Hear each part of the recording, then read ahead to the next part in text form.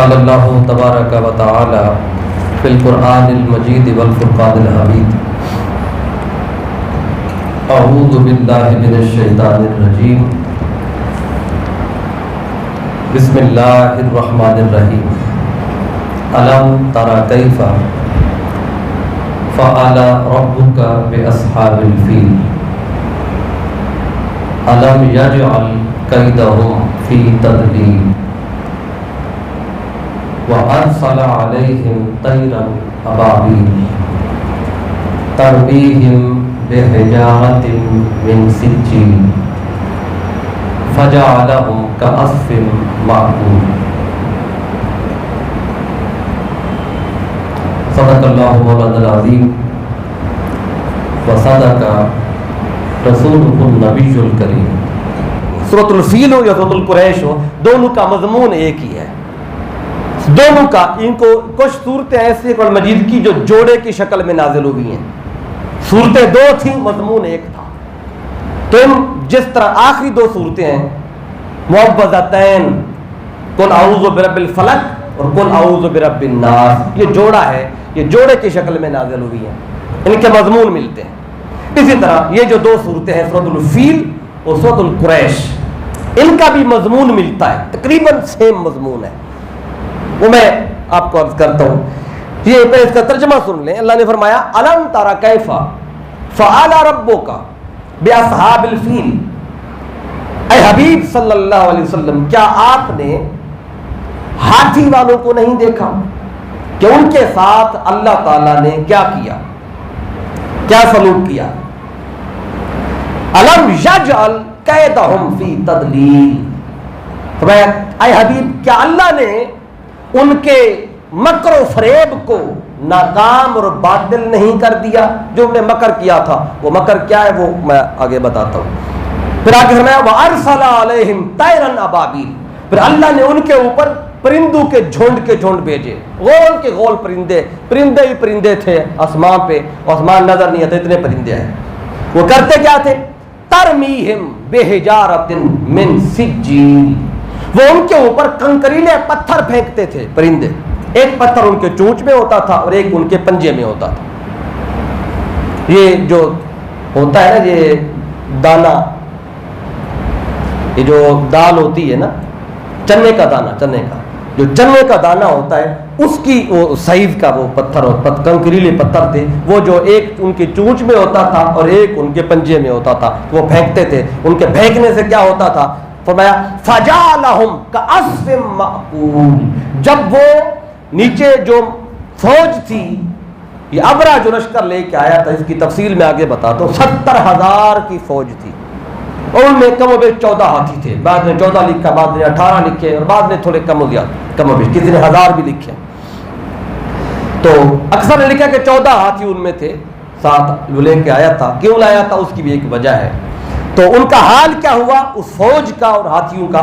فَجَعَلَهُمْ كَعَصْفٍ مَّأْكُولٍ، تو ان کو اللہ تعالیٰ نے ایسے کر دیا جیسے کھایا ہوا بھوسا ہوتا ہے، کھایا ہوا بھوسا بکھرا جیسے پڑا ہوتا ہے۔ ان کی حالت یہ تھی کہ ان کو جب پتھر لگتا تھا، سر پہ لگتا تھا تو وہ کے سارے جسم کاٹ کے زمین پہ جاتا تھا، جیسے بم پھٹتا ہے نا، تو اس طرح کا وہ کام کرتے تھے، چھوٹے چھوٹے پتھر۔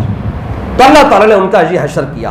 تو اللہ تعالیٰ نے یہ واقعہ پھر قرآن مجید میں بیان کیا، کیونکہ یہ واقعہ میرے آقا صلی اللہ علیہ وسلم کی ولادت سے کم و بیش 2 مہینے پہلے پیش آیا تھا۔ بعض مفسرین نے لکھا ہے یکم محرم کو یہ واقعہ پیش آیا۔ جس سال آقا کی ولادت تھی، محرم سے اسلامی مہینہ سال سے شروع ہوتا ہے، اسلامی سال، تو محرم گزرا، سفر گزرا، ربیع الاول آیا تو مصطفیٰ کا میلاد ہو گیا۔ تو آقا کی ولادت سے کم و بیش 2 مہینے اور کچھ دن پہلے کا یہ واقعہ ہے جو اللہ تعالیٰ بتا رہے ہیں۔ یعنی ابھی آقا صلی اللہ علیہ وسلم ماں کے پیٹ میں تھے، حضرت آمنہ کے پیٹ میں تھے، چونکہ میرے آقا نے 9 مہینے اپنی ماں کے پیٹ میں گزارے۔ 9 مہینے کے بعد ولادت مصطفیٰ ہوئے، میلاد مصطفیٰ ہوا۔ میرے آقا کو ماں کے پیٹ میں کم و بیش 7 مہینے ہو چکے تھے، اور جب یہ واقعہ پیش آ رہا ہے اور جب یہ واقعہ پیش آیا، ہاتھی والے آئے، ابرا لشکر لے کے آیا، وہ ساری تفصیل میں آپ کو بتاتا ہوں، لیکن اللہ نے وہ واقعہ جو مصطفیٰ کی ولادت سے 2 مہینے پہلے ہوا، وہ واقعہ جب اللہ نے مصطفیٰ کو بتانا چاہا تو اللہ نے ذکر کیسے کیا؟ الم تارا، اے حبیب کیا آپ نے نہیں دیکھا؟ یہ استفہام انکاری ہے، مطلب کیا ہے؟ آپ نے دیکھا ہے؟ تو باری تعالیٰ مصطفیٰ تو اپنے ماں کے پیٹ میں تھے، 7 مہینے ماں کے پیٹ میں گزار چکے تھے، 2 مہینے بعد مصطفیٰ کا میلاد ہوا، ابرا آیا لشکر لے کے، ابابیل آئے، پرندے آئے، اور ان کا حال کیا ہوا یہ دیکھنے والوں نے دیکھا تھا، مصطفیٰ تو پیٹ میں تھے، ماں کے پیٹ میں، مصطفیٰ نے کیسے دیکھا؟ تو اللہ نے فرمایا اے حبیب کیا آپ نے نہیں دیکھا؟ جب یہ فرمایا تو مصطفیٰ نے بھی نہیں عرض کیا مولا میں تو ماں کے پیٹ میں تھا، میں نے کب دیکھا؟ نہ خدا نے انکار کیا نہ مصطفیٰ نے انکار کیا کہ میں نے نہیں دیکھا، اور یہ فرما کے رب دنیا کو بتا رہا ہے مصطفیٰ تھا تو ماں کے پیٹ میں، لیکن کیا کچھ ہو رہا تھا مصطفیٰ اپنی آنکھوں سے سارا منظر دیکھ رہا تھا۔ یہ آقا کا علم ہے، ولادت سے پہلے مصطفیٰ اگر خبر رکھتے ہیں تو اپنے ولادت ہونے کے بعد اگر وصال ہو گیا ہے اور مصطفیٰ قبر میں چلے گئے تو جو ماں کے پیٹ میں رہ کے دیکھ رہا ہے تو وہ قبر میں جا کے بھی آنکھوں سے دیکھ رہے ہیں۔ تو یہ اللہ تعالیٰ نے میرا عقیدہ بتایا۔ اچھا، اس پہ بعض مفسرین نے لکھا ہے کہ چونکہ یہ واقعہ میرے آقا کی ولادت سے 2 مہینے پہلے کا ہے، چونکہ یہ واقعہ زیادہ قریب کا تھا اس لیے اللہ نے فرما دیا الم ترى کیف، کیا آپ نے نہیں دیکھا؟ چونکہ یہ وہ واقعہ تھا جسے مکے کے سارے لوگوں نے دیکھا تھا۔ آقا کی ولادت 2 مہینے بعد ہو رہی ہے نا، اس سے پہلے تو وہاں پہ مکے میں سارے لوگ موجود تھے، وہ سارا واقعہ میں آپ کو بتاؤں، سارے دیکھنے والے موجود تھے جب قرآن آ رہا تھا، وہ لوگ بھی تھے اس وقت جنہوں نے اس واقعے کو آنکھوں سے دیکھا تھا۔ بعض مفسرین نے لکھا ہے اس وجہ سے شاید اللہ نے فرما دیا چونکہ یہ واقعہ قریب گزرا تھا، اس لیے فرمایا الم ترى، کیا آپ نے نہیں دیکھا؟ اب میں آپ کو ایک اور واقعہ بھی بتا دیتا ہوں جو مصطفیٰ کے میلاد سے 2 مہینے نہیں 7000 سال پہلے کا ہے۔ 7000 سال پہلے کا واقعہ، اس پر اللہ نے مصطفیٰ سے جب بات کی تو کیا فرمایا؟ وہاں بھی الم ترى فرمایا۔ کوئی کہے کہ 2 مہینے پہلے کا اس لیے الم ترى، جب مفسرین نے لکھا ہے، لیکن میں نے جب قرآن کی ان آیتوں کو دیکھتا ہوں تو پھر بات کی سمجھ آتی ہے کہ جو 7000 سال پہلے کا ہے اس پر کیا کہیں گے؟ اب وہ کون سا واقعہ ہے؟ اب واقعہ حضرت ابراہیم علیہ السلام کا۔ اللہ تعالیٰ نے آقا صلی اللہ علیہ وآلہ وسلم کو حضرت ابراہیم علیہ السلام جب نمرود کے پاس گئے تھے دعوت توحید لے کر، نمرود کہتا تھا کہ میں رب ہوں، اپنے آپ کو رب کہتا تھا، بادشاہ تھا، اپنے آپ کو رب کہنے کا اعلان کر دیا۔ تو ابراہیم علیہ السلام گئے نمرود کے پاس دعوت توحید لے کر، میں تو اپنے آپ کو رب کہتا ہے؟ اس نے کہا رب کہتا کیوں؟ کہتا میں رب بھی ہوں۔ کہنے لگا میں تو رب ہوں۔ تو ابراہیم علیہ السلام نے فرمایا کہ اگر تو رب ہے تو سن، پھر میرا رب ہے وہ کرتا کیا؟ اگر تو رب ہے تو بھی وہی کر کے دکھا۔ رب کے معاملے میں نمرود نے جھگڑا کیا۔ نمرود کہتا تھا میں رب ہوں، ابراہیم علیہ السلام کہتے رب تو نہیں، رب اللہ ہے۔ جب اس پہ جھگڑا ہوا تو مناظرہ ہوا، بات چیت ہوئی، تو ابراہیم علیہ السلام نے نمرود سے فرمایا اذ قال ابراہیم، ابراہیم علیہ السلام نے فرمایا ربی الذی یحیی و یمیت، اے نمرود میرا رب وہ ہے جو زندہ بھی کرتا ہے اور مارتا بھی ہے۔ ربی الذی، ربی میرا رب الذی وہ ہے یحیی و یمیت، جو زندہ کرتا ہے اور موت بھی دیتا ہے۔ تو جب نمرود سے آپ نے یہ فرمایا میرا رب زندہ بھی کرتا ہے موت بھی دیتا ہے، تو نمرود نے کہا یہ کون سا مشکل کام ہے؟ کہتا ہے یہ تو میں بھی کر سکتا ہوں۔ اس نے کیا کہا؟ کالا انا احیی و امیت، اس نے کہا میں زندہ بھی کرتا ہوں مارتا بھی ہوں۔ تو آپ نے فرمایا کہ تو زندگی اور موت کا معنی کیا ہے؟ اس نے کیا کیا نمرود نے؟ اس نے کہا دیکھو ایک بندہ ہے جس کو عمر قید کی سزا ملی ہوئی ہے، عمر قید، جب تک اس کی زندگی ہے اس نے قید میں رہنا ہے۔ اور ایک بندہ ہے جس کو جو چھوٹ کے جا رہا تھا، یعنی سزا اس کی ختم ہو گئی تھی، یعنی ایک بندے کو سزائے موت اس نے دی، پھانسی ہونے والی تھی، اور ایک بندے کو اس نے آزاد کر دیا، اس کی سزا ختم ہو گئی تھی۔ تو جس کی سزا ختم ہو گئی تھی تو اس کو اس نے پکڑ کے پھانسی پہ لٹکا دیا، اور جس کو پھانسی ہو رہی تھی نمرود نے اس کو آزاد کر دیا۔ تو نمرود نے کہا دیکھو یہ تو میں بھی کر سکتا ہوں، جس کو موت آنے والی تھی اس کو آزاد کر دیا، جو آزاد ہو کے جا رہا تھا اس کو میں نے مار دیا، تو زندہ میں بھی کرتا ہوں مارتا میں بھی ہوں۔ یعنی ابراہیم علیہ السلام نے زندگی موت کا معنی کچھ اور بتایا، اس نے اپنے ذہن کے مطابق کچھ اور سمجھا، جو اس نے سمجھا وہ اس نے کر دیا۔ جب یہ کیا تو ابراہیم علیہ السلام کو تو پتہ چل گیا کہ یہ بات اس نے اور انداز سے کی، زندگی موت کا معنی یہ تو نہیں ہے۔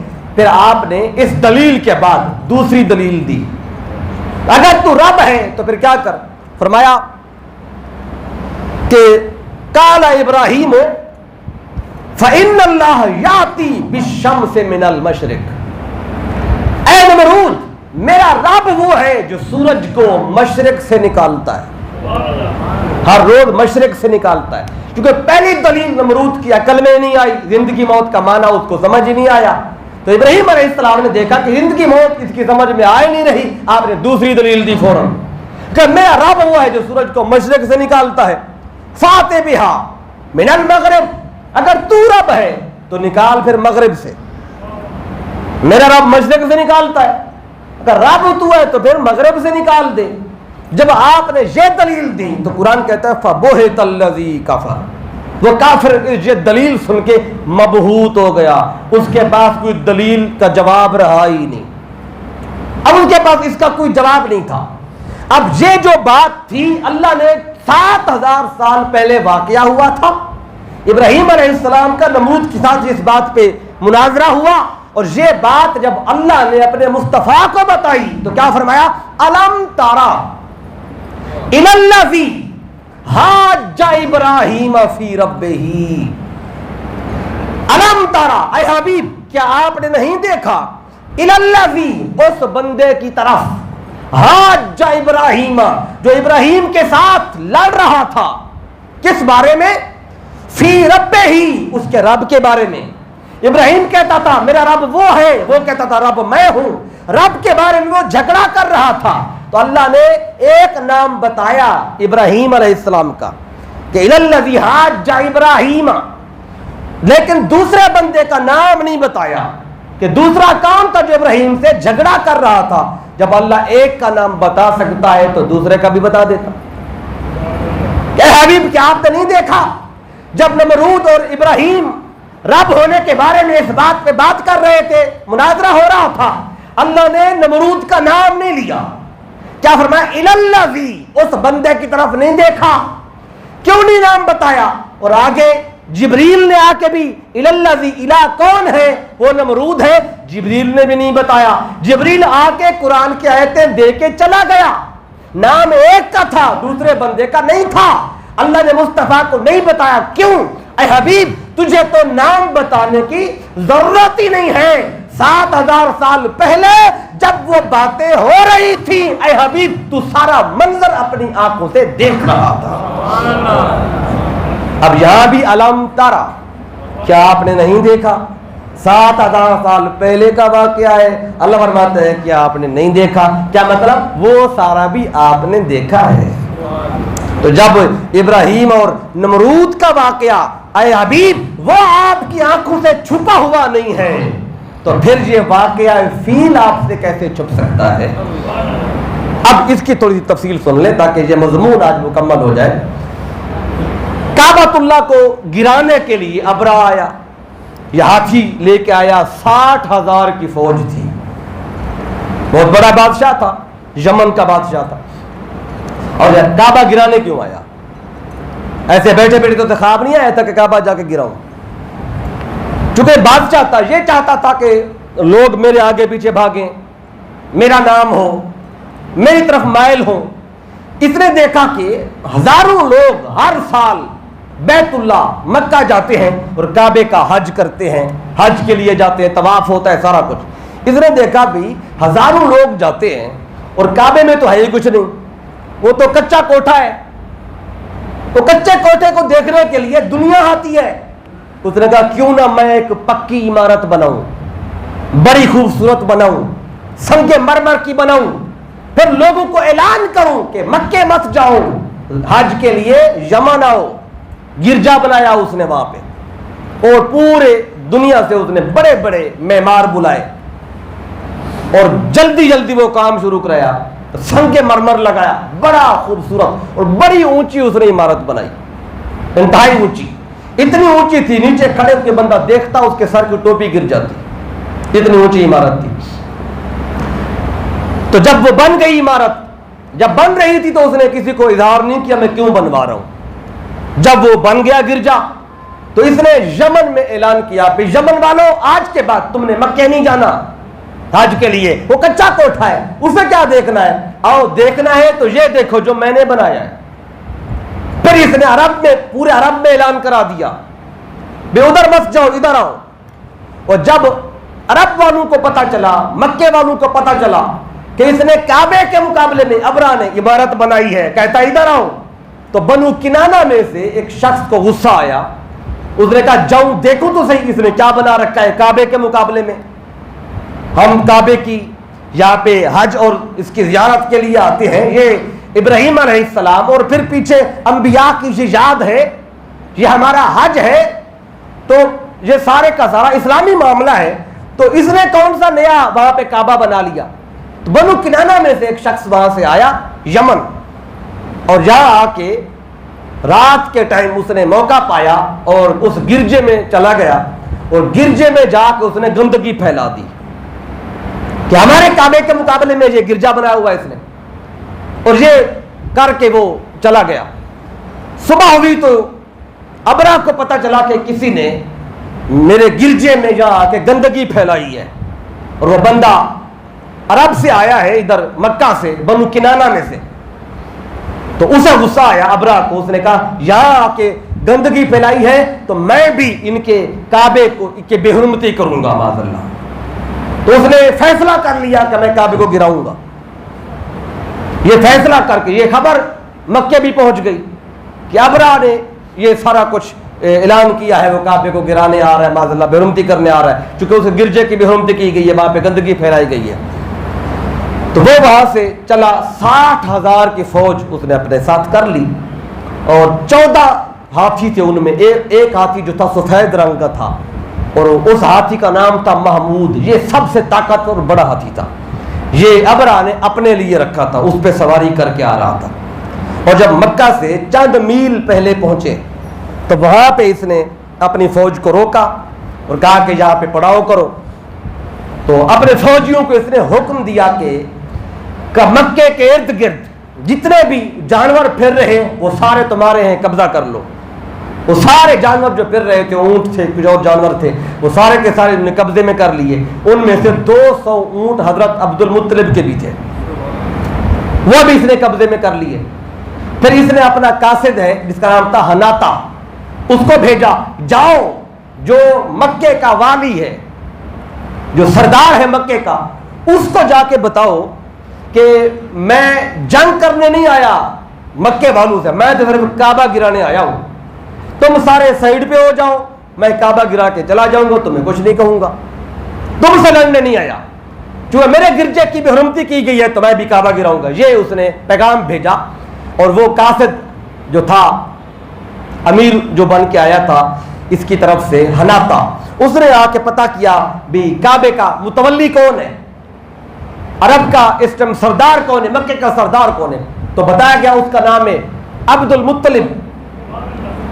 یہ نام پوچھتے پوچھتے حضرت عبد المطلب کے پاس پہنچ گیا، جا کے بتایا ابرا نے مجھے بھیجا ہے آپ کی طرف، ہم کعبہ گرانے آئے ہیں، کسی اور کو نقصان پہنچانے نہیں آئے، اس لیے آپ اپنے لوگوں سے کہیں کہ یہ آبادی سے ادھر ادھر ہو جائے، ہم کعبہ گرا کے چلے جائیں گے، اور اگر آپ بات چیت کرنا چاہتے ہیں تو آپ کو ابرا نے بلایا ہے۔ تو انہوں نے کہا ٹھیک ہے میں بات کرتا ہوں، تو حناتا حضرت عبد المطلب کو لے کے چلا گیا۔ اور آپ جب جا رہے تھے بڑا حسن تھا حضرت عبد المطلب کے چہرے پر، نہایت حسین تھے، بڑا قد تھا. تو جب آپ قریب پہنچے، ابرا اپنے خیمے میں بیٹھا ہوا ہے اور باہر وہ ہاتھی محمود نامی ہاتھی جو تھا وہ باہر کھڑا تھا. تو ابرا اپنے خیمے کے دریچے سے حضرت عبد المطلب کو آتا ہوا دیکھ رہا تھا کہ حالاتا آ رہے. حضرت عبد المطلب بھی بڑے قد کاٹ کے جوان تھے، آپ آ رہے ہیں، نہایت چمکتا ہوا چہرہ تھا. تو سیرت الحلبیہ میں لکھا ہے، امام حلبی لکھتے ہیں کہ جب آپ اس محمود نامی ہاتھی کے پاس سے گزرے تو اس ہاتھی نے جب آپ کا چہرہ دیکھا تو ساجد الفیل لعبد المطلب، محمود ہاتھی جو تھا حضرت عبد المطلب کے آگے سجدے میں چلا گیا. اور یہ اتنا طاقتور ہاتھی تھا. ابرا کہتا تھا اگر ایک ہی محمود اگر آگے چلا گیا، اس نے جا کے ٹکر ماری تو کعبہ یہ اکیلا گرا دے گا. اب ادھر محمود سجدے میں گرا ہوا ہے عبد المطلب کے آگے. اب یہ ابرا سوچ کے بیٹھا تھا کہ میں جو کہوں گا ان کو ماننا پڑے گا، میں جو کہوں گا میری بات چلے گی. اب جو بڑا ہاتھی ہے وہ تو ان کے امیر کے آگے جھکا ہوا ہے. اب ابرا پریشان ہو گیا. اب اس نے اپنا ذہن بدلا. اس نے کہا یہ جو بندہ آ رہا ہے جس کے سامنے میرا عظیم ہاتھی، طاقتور ہاتھی جھکا ہوا ہے، اب یہ جو بھی کہے گا میں مان لوں گا. ابھی حضرت عبد المطلب داخل نہیں ہوئے تھے خیمے کے اندر، ابھی آپ راستے میں ہیں. تو اس نے اپنا ارادہ بدل لیا. پہلے وہ تاریخ میں آتا ہے کہ تخت پہ بیٹھا ہوا تھا، اپنا اس کا جو تخت تھا نا خیمے میں لگا ہوا تھا. تو جب آپ آئے اندر داخل ہوئے تو فوراً تخت سے نیچے اترا اور نیچے بیٹھا، اپنے سامنے حضرت عبد المطلب کو بٹھایا. جب آمنے سامنے بیٹھ گئے تو بیٹھتے ہی کہتا ہے حکم کریں میں کیا کروں آپ کے لیے.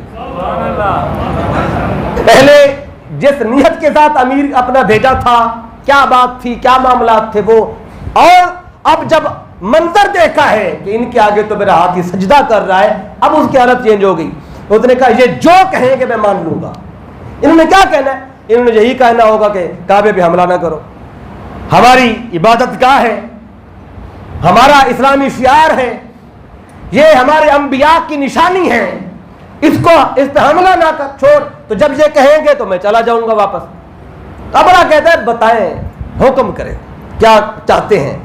تو آپ نے فرمایا کہ میں یہ چاہتا ہوں کہ جو میرے 200 اونٹ آپ نے قبضے میں لیے ہیں، میرے 200 اونٹ واپس کریں. اس نے کہا ٹھیک ہے، وہ تو واپس ہو گئے سمجھے، اور بتائیں. تو میں بس اور میں کچھ نہیں چاہتا. ابرا حیران ہو گیا، آپ کے چہرے کو دیکھنے لگا، کہنے لگا کہ میں آپ کو بڑا عقل مند بندہ سمجھ رہا تھا، بڑا دانا سمجھ رہا تھا. آتے ہوئے جب آپ کو دیکھا، میرے ہاتھی نے سجدہ کیا، میں نے سوچا تھا جو آپ کہیں گے کر دوں گا، لیکن آپ نے تو صرف اپنے اونٹ مانگے ہیں. لگتا ہے آپ کو کعبے سے پیار نہیں ہے، اپنے اونٹوں سے پیار ہے. پتہ نہیں آپ کو سردار کس نے بنایا، آپ کو تو اونٹ پیارے ہیں، کعبہ تو پیارا ہی نہیں ہے.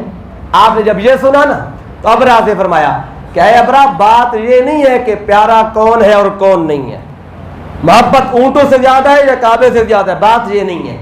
تو ابرا کہتا پھر بتا بات کیا ہے.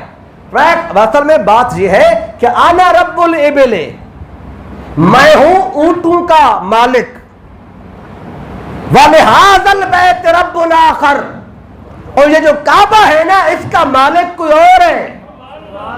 میں صرف چابی رکھتا ہوں اس کی نگرانی کرتا ہوں، اس کی صفائی کرتا ہوں، اس کا متولی ہوں. میں تو خادم ہوں، مالک کوئی اور ہے.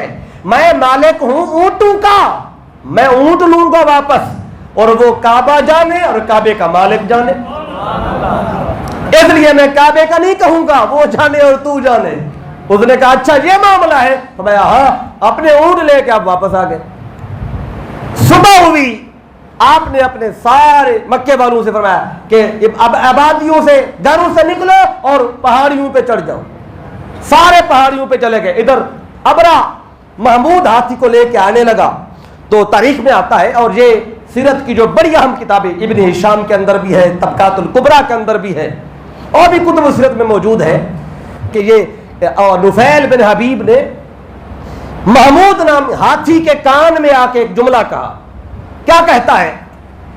محمود سے کہتا ہے ابرک محمود او ارج راشدن من حیث جیتا فإنک فی البلد اللہ الحرام. کہا کہ اے محمود بیٹھ جا، یا یہاں سے آیا ہے وہیں پہ واپس چلا جا، کیونکہ تو اللہ کے پاک حرم میں آ چکا ہے، تو حرم میں آ چکا ہے، آگے مت بڑھ. اب ابرہ محمود کو آگے جانے کا کہتا، محمود بیٹھ جاتا. اگر پیچھے منہ کرتے یمن کو واپس چل پڑتا، ملک شام کا منہ کرتے ہاتھی چل پڑتا. اگر مشرق کو منہ کرتے محمود کا تو وہاں بھی چل پڑتا. تین طرف روک کرتے ہاتھی چلتا، مکے کی طرف روک کرتے وہ بیٹھ جاتا. انہیں سمجھ آ گئی اس نے آگے نہیں جانا، اور وہ محمود آگے گیا ہی نہیں ہے. انہیں زد و کوب کیا، تکلیف دی، خون نکلا جسم سے، لیکن محمود آگے نہیں گیا. باقی ہاتھی گئے، محمود نہیں گیا. تو روایات میں آتا ہے سارے ہاتھی ان ابابیلوں سے مر گئے، صرف محمود بچ گیا تھا. اتنے ادب بجا لایا تھا، ادھر حضرت عبد المطلب کا، ادھر اللہ کے گھر کا. جو بادب رہا بچ گیا، جو آگے بڑھے وہ سارے مارے گئے. یہ آگے گئے اور اس پہ بھی وہ جو ابرا تھا، اس پہ بھی جو کنکریاں گر رہی تھیں اس پہ بھی وہ اثر پڑا، اور اس پہ بیماری لگی، اور یہ وہاں سے زندہ نکلا. بھاگا تھا ابرا. جب دیکھا نا کہ کنکریاں آ رہی ہیں اور یہ ایسے لگ رہی ہیں کہ ہاتھی کو لگتی ہے تو ہاتھی دو ٹکڑے ہو جاتا ہے، اور کعبۃ اللہ پہ کوئی آنچ نہیں آئی. باقی ارد گرد جتنی یہ ساری فوج تھی، ہاتھی تھے، ان کا حشر کیا ہوا؟ اللہ کہتا ہے فجعلہم کعصف ماکول. یہ ایسے ہو گئے جیسے کھایا ہوا بھوسا ہوتا ہے. ان کا حال یہ ہو گیا. تو یہ سورۃ الفیل ہے، اور اس کا یہ مضمون تھا جس میں اللہ تعالیٰ نے ہاتھی والوں کا واقعہ بتایا. تو اللہ تعالیٰ نے دکھا دیا کہ اگر ہم ہاتھی والوں کے ساتھ جو ہمارے گھر کی طرف میلی نگاہ دیکھیں، اگر ہم ان کے ساتھ یہ سلوک کر سکتے ہیں تو جو دین مصطفیٰ کی طرف میلی نگاہ دیکھتا ہے تو اللہ فرماتا ہے سوچو ہم اس کا حشر کیا کریں گے. تو ایک مہلت ہے جو اللہ دیتا ہے، لیکن وقت کے ساتھ ساتھ اللہ تعالیٰ دین کے دشمنوں کو اسی طرح نیست و نابود کرتا ہے. یہ ہمارے لیے اس میں پیغام ہے.